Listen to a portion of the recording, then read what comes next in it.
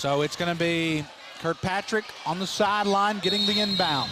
They got to tell Clara, watch out, because they like to throw it back to her coming out of this. There it is. Over to Hale. Now Cassidy. Cassidy goes right. Back to Slagle. Slagle at the free throw line. Made it.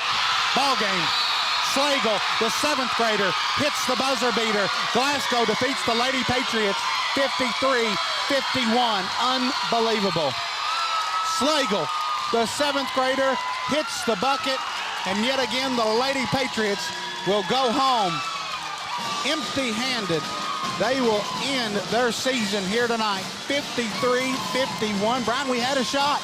We had the ball with 23 seconds. 23 seconds. All we have to do is get the inbound. They steal the inbound pass, and then they get the timeout. They get the shot that they want. We guarded Cassidy. Slagle was there, hits the bucket at the free throw line. Glasgow moves on, and the Lady Patriots end their season here tonight, 53-51.